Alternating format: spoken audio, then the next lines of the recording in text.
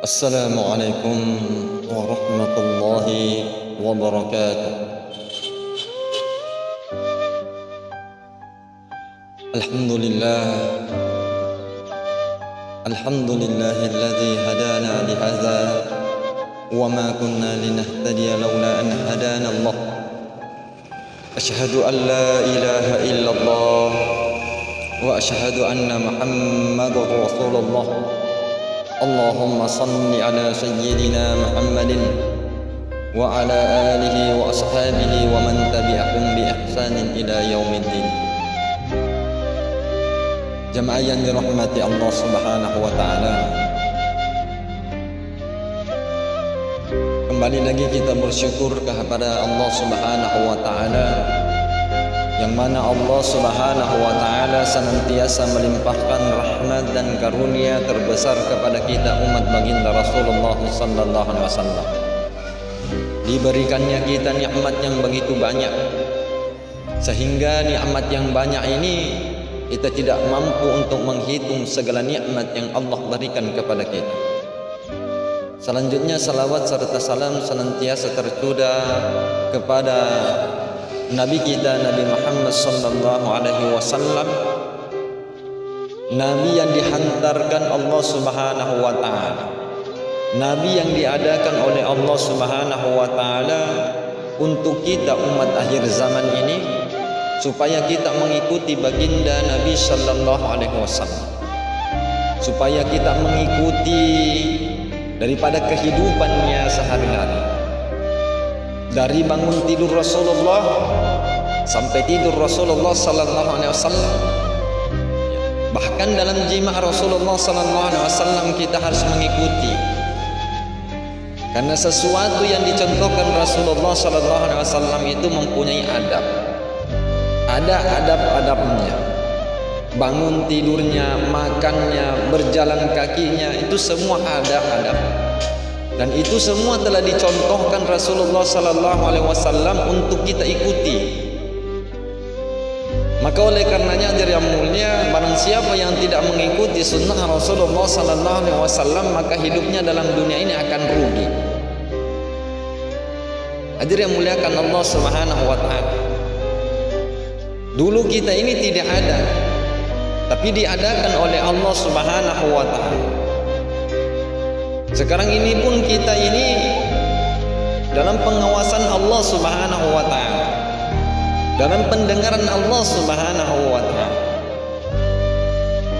Kekuasaan Allah ini hadirin yang mulia meliputi langit dan bumi, ya.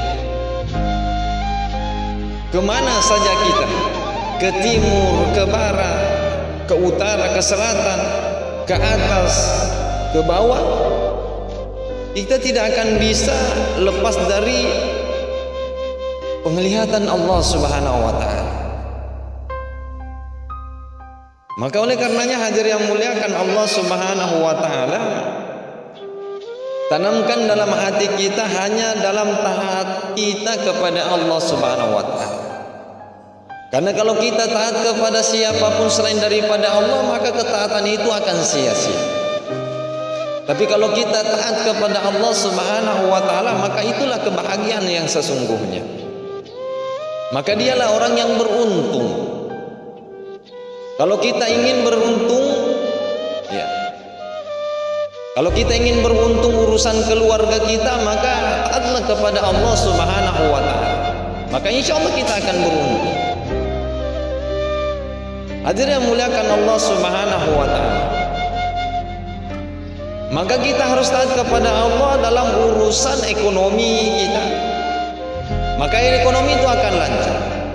Kalau kita ingin beruntung dalam urusan apa saja, senantiasalah kita taat dalam segala hal, dalam segala urusan kita, yaitu taat kepada Allah, takut kepada Allah Subhanahu wa taala. Hadirin muliakan Allah Subhanahu wa taala, senantiasa kita ini harus ingat kepada Allah bahwa kita ini diciptakan oleh Allah. Ya.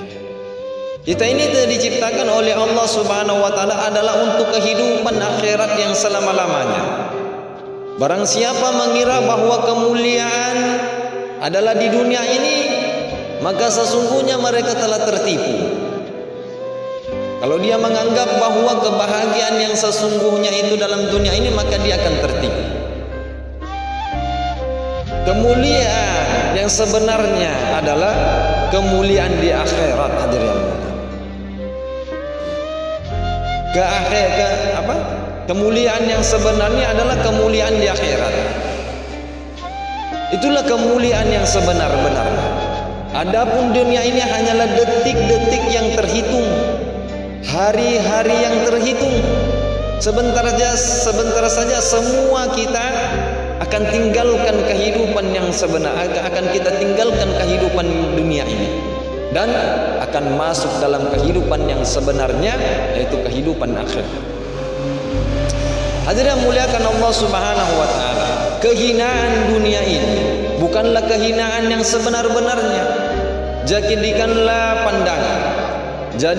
pandangan kita, hadirin muliakan Allah Subhanahu wa taala, pandangan hidup kita ini yaitu kehidupan akhirat yang selamanya.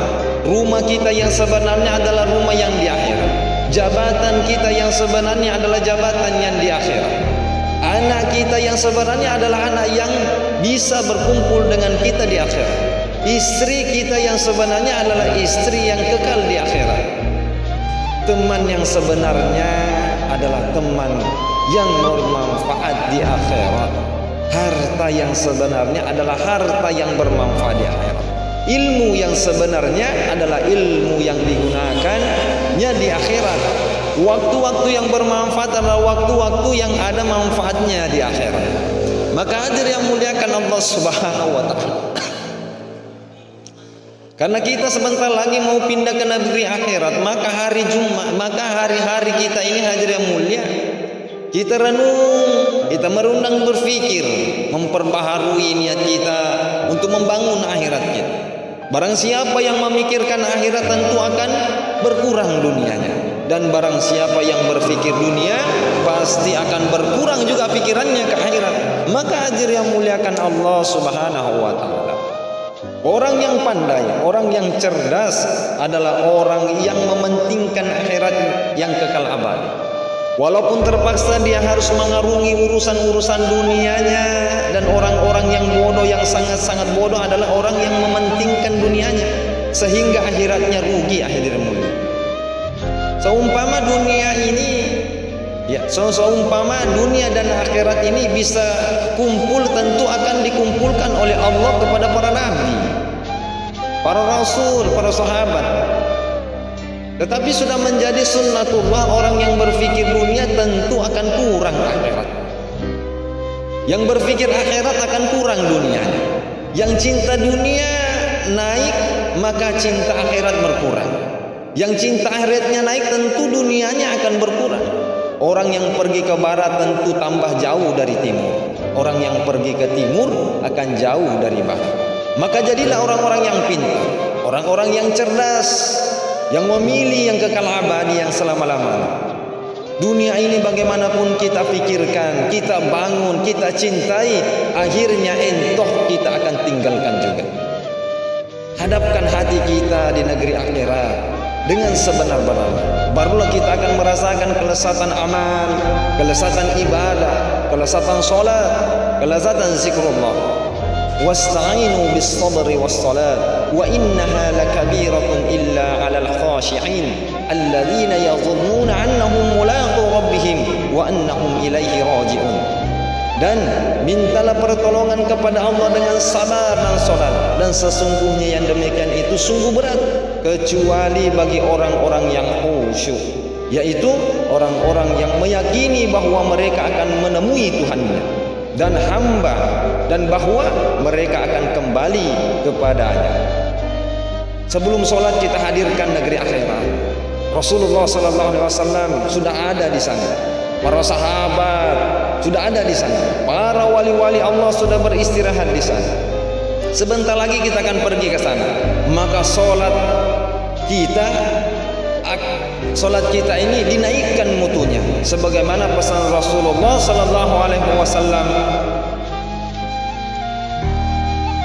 sholatlah seperti sholatnya orang yang pamitan, Salatnya seperti salatnya orang yang akan meninggal dunia. Salat dengan perasaan, hadir yang muliakan Allah Subhanahu wa taala. Salat yang dilandasi dengan kesabaran, ya. Salat dengan dilandasi dengan perasaan takut kepada Allah, maka salat itu akan bermutu.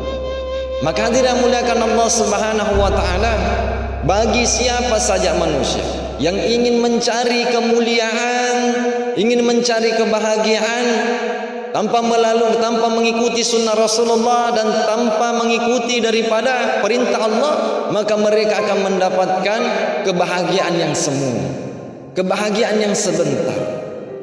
Kita ini manusia bukan mau kebahagiaan yang sebentar. Bagi yang berpikir mereka itu mau mendapatkan kebahagiaan yang selama-lamanya, tidak ada putus-putusnya. Maka dimuliakan Allah Subhanahu wa taala, ya. Untuk mendapatkan ini semua mestilah kita ikuti daripada Nabi kita, Nabi Muhammad sallallahu alaihi wasallam. Maka oleh karenanya hadirin yang mulia, ya, apa pesan dan kesan kita? Apa pesan saya kepada diri saya pribadi dan kepada jamaah sekalian? Taatlah kepada Allah. Tidak ada kemuliaan kalau kita tidak taat kepada Allah. Tidak ada kesuksesan kalau kita tidak mengikuti Nabi kita, Nabi Muhammad sallallahu alaihi wasallam. Hadirin yang muliakan Allah Subhanahu wa taala, hidup ini hanya sebentar. Hidup ini paling banter itu 50, 70, ya. 60, 70 ini hadirin yang mulia. Mungkin kita sudah dalam keadaan sakaratul maut. Maka hendaklah kita tatahi kehidupan kita ini untuk yang lebih baik. Untuk apa hadirin yang mulia kita tata kehidupan ini yang lebih, ya, yang lebih memberikan arti kepada kita. Jangan sampai nantinya kita ini menyesal di akhiratnya Allah. Maka oleh karenanya hadirin yang mulia Allah, perbanyaklah amal ibadah kita kepada Allah. Karena amal ibadah ini adalah bekal yang sesungguhnya, bekal yang abadi, bekal yang akan menemani kita di alam kubur, bahkan akan menolong kita nanti kelak di akhiratnya Allah.